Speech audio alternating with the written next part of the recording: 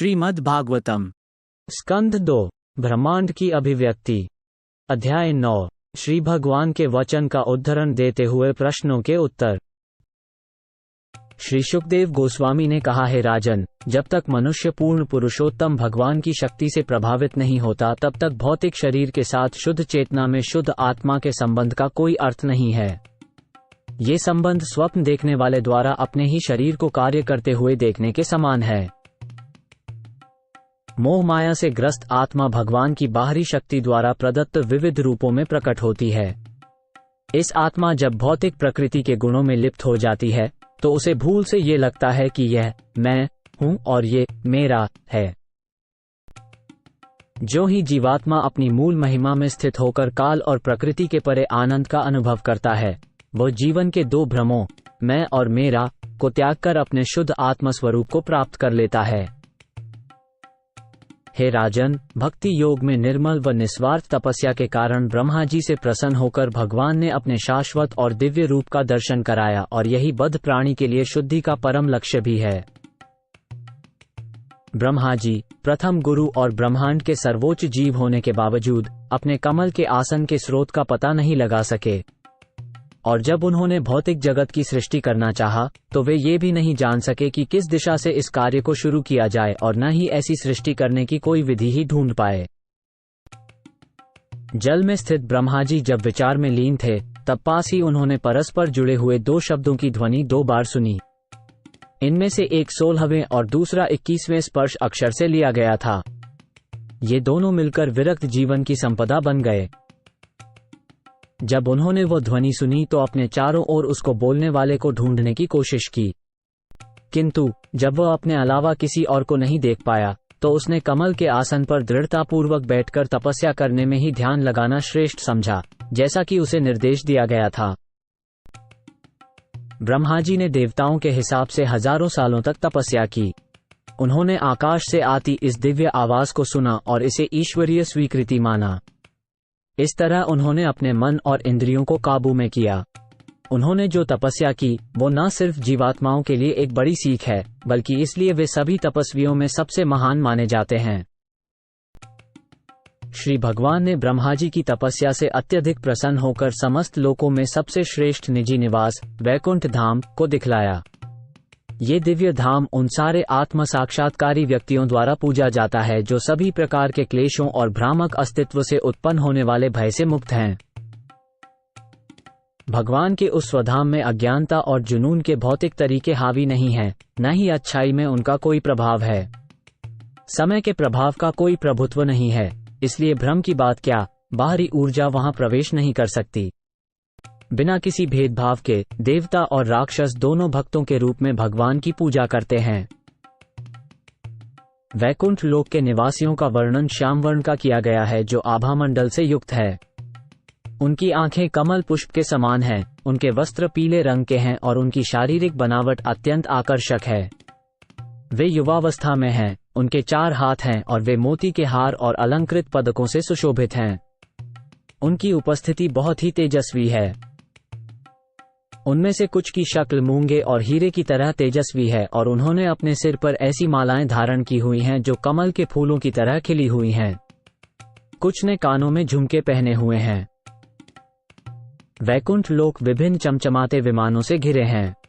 ये विमान महात्माओं या भगवत भक्तों के हैं।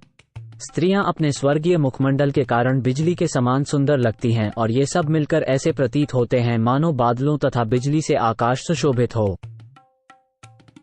अपने दिव्य रूप में धन की देवी प्रभु के कमल चरणों की प्रेमपूर्ण सेवा में लगी हुई हैं और वसंत के अनुचर भौरों से विचलित होकर वे न केवल विभिन्न प्रकार के सुखों में तल्लीन हैं, अपनी सहेलियों के साथ भगवान की सेवा करना, बल्कि भगवान की लीलाओं का गुणगान भी कर रही हैं।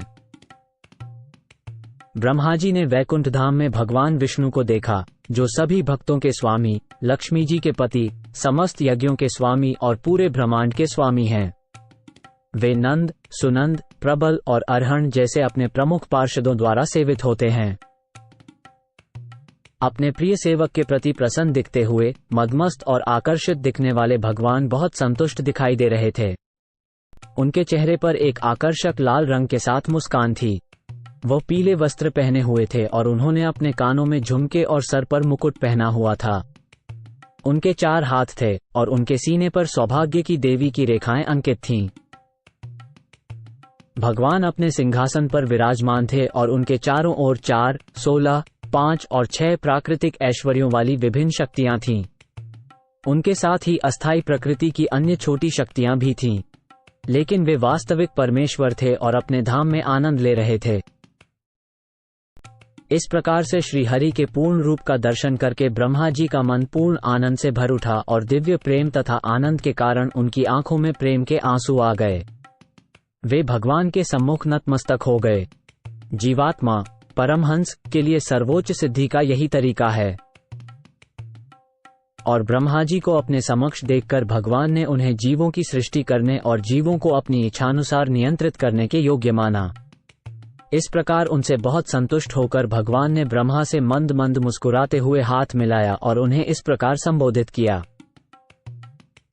परम सुंदर भगवान ने ब्रह्मा को संबोधित किया, हे ब्रह्मा जो वेदों से संपन्न हो, सृष्टि की इच्छा से की गई तुम्हारी लंबे समय की तपस्या से मैं बहुत प्रसन्न हुआ हूँ। मैं मुश्किल से ही ढोंगी योगियों से खुश हो पाता हूँ। मैं तुम्हें शुभकामनाएं देता हूँ। हे ब्रह्मा, तुम मुझसे जो कुछ भी चाहो मांग सकते हो, क्योंकि मैं सभी आशीर्वादों का दाता हूँ। तुम्हें पता होना चाहिए कि सभी तपस्याओं का अंतिम आशीर्वाद मुझे साक्षात्कार करके देखना है। मेरे धाम का साक्षात दर्शन करना सर्वोच्च सिद्धिमय पटुता है और ये दर्शन तुम्हें मेरे आदेश के अनुसार कठिन तपस्या के प्रति तुम्हारी विनम्र प्रवृत्ति के कारण संभव हुआ है। हे पापरहित ब्रह्मा, ये जान लो कि जब तुम अपने कर्तव्य में उलझे हुए थे तो मैंने ही तुम्हें पहली बार तपस्या करने का निर्देश दिया था। ये तपस्या ही मेरा हृदय और मेरी आत्मा है, इसलिए तपस्या और मैं एक ही हैं। मैं इस ब्रह्मांड की रचना ऐसे ही तप के द्वारा करता हूँ। मैं इसी शक्ति से इसका संचालन करता हूँ और इसी शक्ति से इस ब्रह्मांड को वापस अपने में समाहित कर लेता हूँ। इसलिए तप ही वास्तविक शक्ति है। ब्रह्मा जी ने कहा, हे भगवान, आप हर जीवात्मा के हृदय में सर्वोच्च निर्देशक के रूप में स्थित हैं, इसलिए आप अपनी श्रेष्ठ बुद्धि से बिना किसी बाधा के सभी प्रयासों के बारे में जानते हैं। हे प्रभु, मेरी प्रार्थना है कि आप मेरी इच्छा पूरी करें। मुझे समझाएं कि दिव्य रूप होते हुए भी आप सांसारिक रूप कैसे धारण कर लेते हैं, जबकि आपका ऐसा कोई रूप नहीं है। तथा हे स्वामी, अनुग्रह करके मुझे ये भी बताइए कि आप विभिन्न संयोगों द्वारा संहार, उत्पत्ति, स्वीकृति तथा पालन की विभिन्न शक्तियों को कैसे प्रकट करते हैं। हे माधव, मुझे उन सभी शक्तियों के बारे में दार्शनिक ढंग से बताइए। आप उस मकड़ी के समान हैं जो अपनी शक्ति से अपने को ढक लेती है। आपका संकल्प अचूक है। कृपया मुझे बताएं ताकि मैं भगवान के व्यक्तित्व द्वारा दिए गए निर्देशों के अनुसार इस विषय में शिक्षित हो सकूं और इस तरह बिना किसी शर्त के जीवों को उत्पन्न करने में यंत्रवत कार्य कर सकूं। हे अजन्मा प्रभु, आपने मेरे साथ ठीक वैसा ही हाथ मिलाया है जैसे एक मित्र दूसरे मित्र से मिलाता है, मानो पद में समान हो। अब मैं आपकी सेवा में लगा हूंगा और विभिन्न प्रकार के जीवों की सृष्टि करूंगा। मैं किसी भी तरह विचलित नहीं होऊंगा, पर मुझे गर्व नहीं होना चाहिए कि मैं ही परमेश्वर हूं। भगवान ने फरमाया, शास्त्रों में वर्णित मुझसे जुड़े ज्ञान को अत्यंत गोपनीय माना गया है और इसे भक्ति सेवा के साथ ही हासिल किया जा सकता है। इस प्रक्रिया के लिए जरूरी चीजों को मैं बता चुका हूं। तुम इसे सावधानी से ग्रहण करो।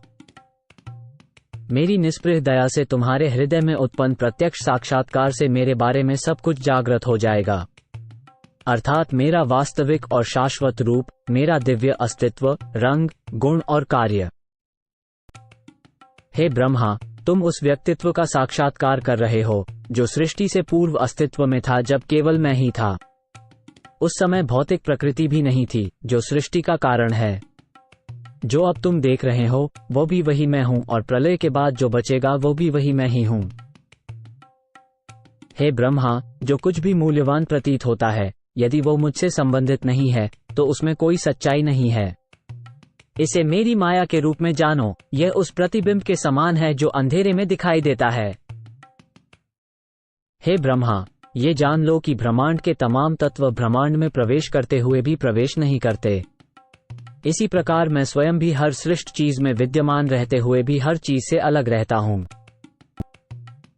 जिस व्यक्ति को भगवान की खोज है, उसे सभी परिस्थितियों में, हर स्थान और समय पर, प्रत्यक्ष और अप्रत्यक्ष दोनों ही रूपों में खोज करनी चाहिए।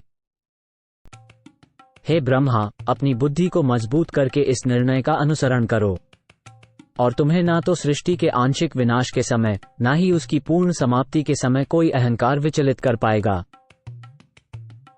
शुकदेव गोस्वामी ने महाराज परीक्षित को बताया कि जीवात्माओं को देखने वाले नेता ब्रह्मा को अपने दिव्य रूप में पूर्णता दिखाने के बाद भगवान हरि किसी का ध्यान न जा पाए, इस प्रकार नहीं दिखे। भक्ति योग साधकों की इंद्रियों को आध्यात्मिक सुख देने वाले परम पुरुष भगवान हरि के अंतर्धान हो जाने पर ब्रह्मा जी हाथ जोड़े हुए पहले जैसी समस्त जीवों से पूर्ण ब्रह्मांड का दोबारा सृजन करने लगे। एक समय की बात है, जीवों के पूर्वज एवं धर्म के जनक भगवान ब्रह्मा ने समस्त जीवों के कल्याण को ही अपना स्वार्थ मानते हुए नियमानुसार यम और नियमों को धारण किया। ब्रह्मा के उत्तराधिकारी पुत्रों में सर्वाधिक प्रिय नारद अपने पिता की सेवा के लिए सदैव तत्पर रहते हैं और अपने पिता के उपदेशों का अत्यंत संयम, विनय और मृदुता से पालन करते हैं। हे राजन, नारद ने अपने पिता को बहुत प्रसन्न किया और समस्त शक्तियों के स्वामी विष्णु की शक्तियों के बारे में जानने की इच्छा व्यक्त की, क्योंकि नारद सभी ऋषियों और सभी भक्तों में सर्वश्रेष्ठ हैं। जब नारद ने देखा कि समस्त ब्रह्मांड के प्रपितामह ब्रह्मा जी मुझ पर प्रसन्न हैं, तो महर्षि नारद ने अपने पिता से विस्तार में ये भी पूछा। तब पिता ब्रह्मा ने अपने पुत्र नारद को श्रीमद्भागवत नामक उपवेद पुराण सुनाया।